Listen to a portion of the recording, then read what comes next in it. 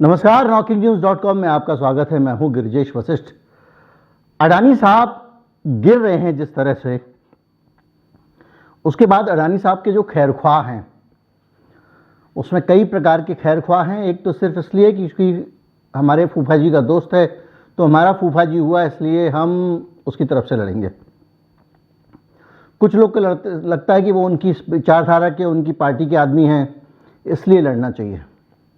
और कुछ लोग इस लालच में ऊंची ऊंची फेंक रहे हैं कि उनको कुछ प्रसाद मिल जाएगा। और इन सभी तरह के कॉर्नर से अडानी साहब के लिए हमदर्दी पैदा करने की नीयत से बहुत सी चीज़ें मार्केट पे आ रही हैं। और इन चीज़ों में से एक है कि अडानी साहब की जो कंपनियां हैं, इन कंपनियों का शेयर जो गिर रहा है ना, इससे अमीरों को कोई फर्क नहीं पड़ रहा। गरीब लोग तबाह हो रहे हैं, मिडिल क्लास तबाह कर रहा है, छोटा मोटा जो इन्वेस्टर है वो तबाह हुआ है। अडानी साहब का कुछ नहीं बिगड़ता, इसलिए अडानी साहब को तो छोड़ दो, आप छोटे इन्वेस्टर को बचाओ। अडानी साहब अपने आप बच जाएंगे। भैया तो खरीद लो ना, 2-2 4-4 शेयर क्यों नहीं खरीद लेते हो। खैर, आज हम ये समझेंगे कि क्या सचमुच जो छोटा इन्वेस्टर है वो अडानी साहब के डूबने से प्रभावित हुआ है तो कितना हुआ है, इस पर रिसर्च क्या है और इंटरनेशनल रिपोर्ट्स क्या है। कहीं मत जाइए, चैनल को सब्सक्राइब कर लीजिए। हम ये भी जानेंगे कि हिंडनबर्ग आने से पहले क्या अडानी जी को छोटा इन्वेस्टर पूछ रहा था, ये भी बात करेंगे। कहीं मत जाइए, चैनल को सब्सक्राइब कर लीजिए। मैं अभी हाजिर होता हूँ।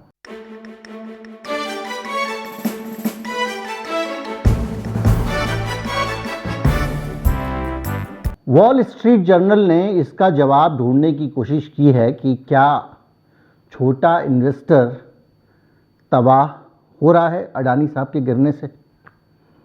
इससे पहले हम वॉल स्ट्रीट जर्नल की तहकीकात पे जाएं, हमको 2008 के रिसेशन को याद करना चाहिए और हर्षद मेहता कांड को याद करना चाहिए।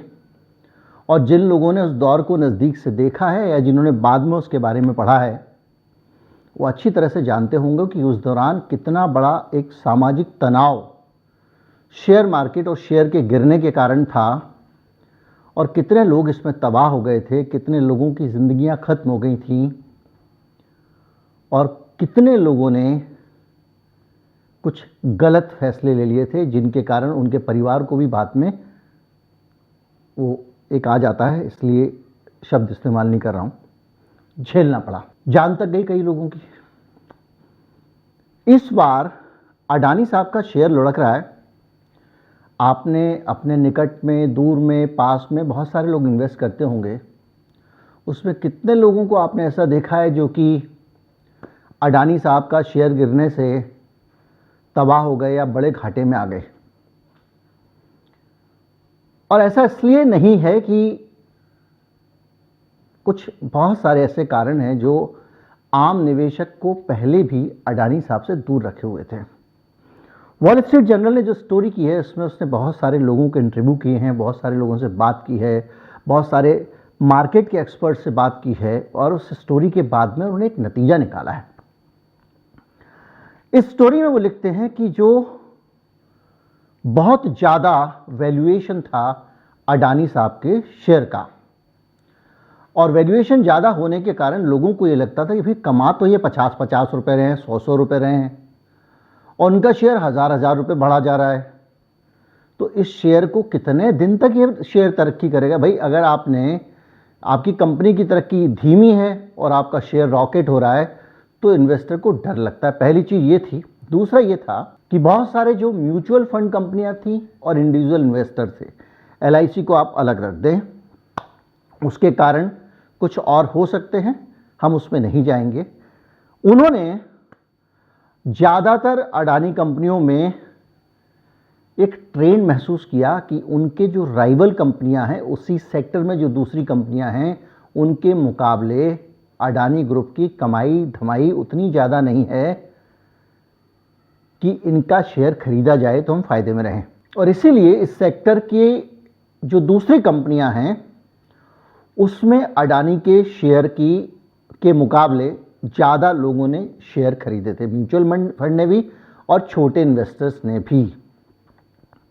ये वॉल स्ट्रीट जर्नल लिख रहा है। इसके अलावा वो कह रहा है कि दूसरे जो उनके प्रतिद्वंदी थे उनके मुकाबले और अपनी इनकी जो आमदनी थी उसके मुकाबले अडानी ग्रुप के इनका जो रेट था शेयर का वो बहुत ज़्यादा था, और जो बहुत ज़्यादा एक्टिवली मैनेज होने वाले फंड थे वो भी अडानी कंपनी के एक्टिवली मैनेज करने वाले जो जल्दी जल्दी खरीदते बेचते हैं वो भी अडानी कंपनी में लगाने को तैयार नहीं थे। और ये स्थिति हिंडनबर्ग का खुलासा आने से पहले की है। मैं आपको बताऊंगा कि ये स्थिति क्यों थी और उसके बावजूद शेयर ऊपर क्यों जा रहा था जब म्यूचुअल फंड लोग नहीं खरीदना चाह रहे थे। इसके अलावा एक और कारण था और वो था कि इनके शेयर भी मार्केट में बहुत कम उपलब्ध थे। इसको आप ऐसे समझें कि जब 75% तो होल्डिंग खुद ही रखनी है, उसके बाद 15% के करीब विनोद भाई साहब की कंपनियों वाला हिंडनबर्ग ने बोला है। अभी इनकी तरफ से कोई खंडन इस तरह का आया नहीं है, अभी नई नई कंपनियां और निकलती जा रही हैं। तो बचा 10%, उसमें LIC भी निकाल दो तो 6 से 8% शेयर ही तो मार्केट में उपलब्ध था।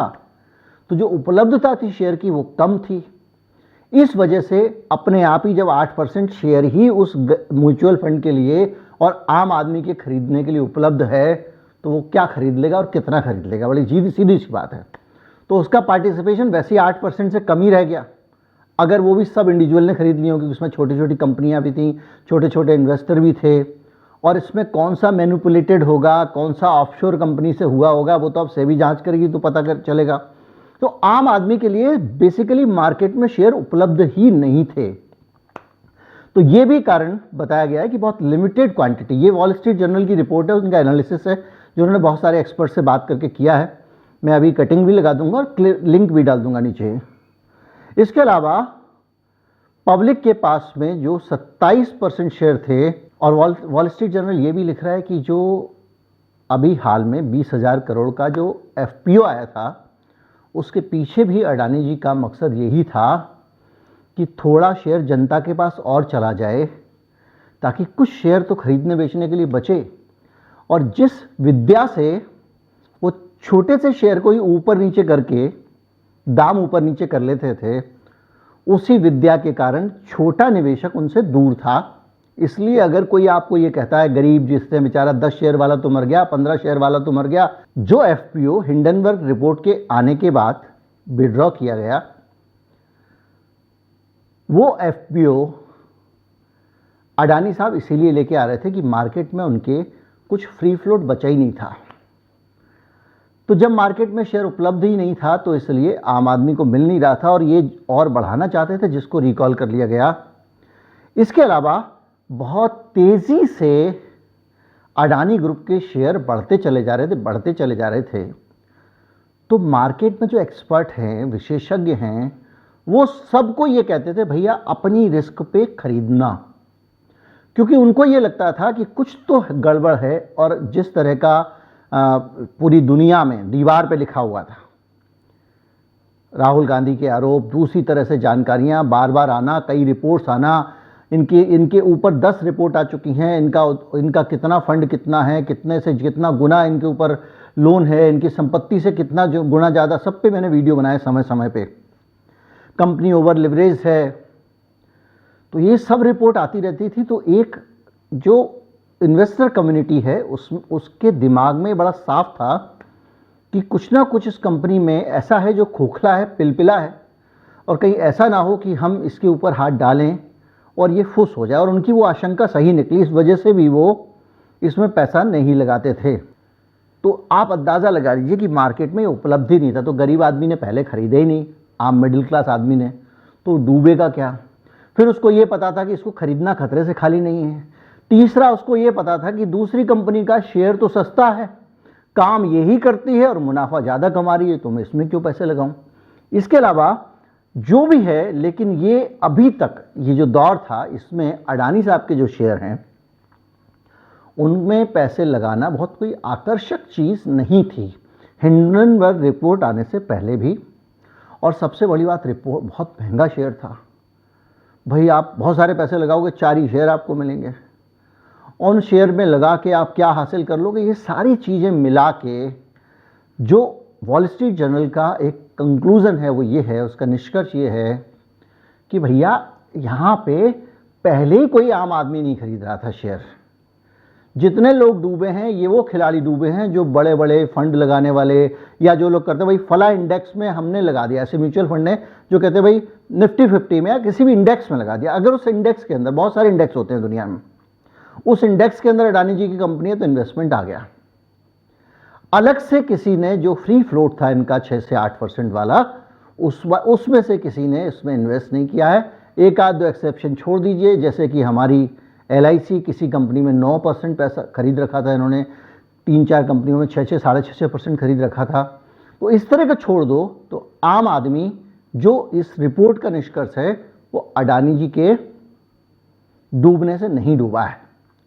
इसलिए जिन लोगों को ये लगता है कि भाई हमको आंसू बहाने चाहिए अडानी जी के जाने पे, या थोड़ी सहानुभूति पैदा करनी चाहिए, वो लोग अच्छी तरह से समझ लें कि ये फैक्टर जो है ना, ये नहीं है। और कोई भी आम निवेशक अडानी जी के डूबने से नहीं डूबा है, या उसको घाटा उतना ज़्यादा नहीं हुआ है।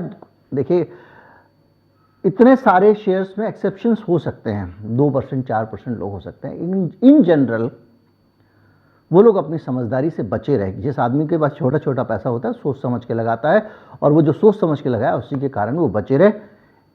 ये जानकारी वॉल स्ट्रीट जर्नल ने, पूरी लंबी सी रिपोर्ट है, लिंक डाल दूंगा डिस्क्रिप्शन में, उसमें दी है। उम्मीद करता हूँ वीडियो आपको अच्छा लगा होगा। अच्छा लगा हो तो ज़्यादा से ज़्यादा लोगों तक पहुँचाएं, चैनल को सब्सक्राइब कर लें।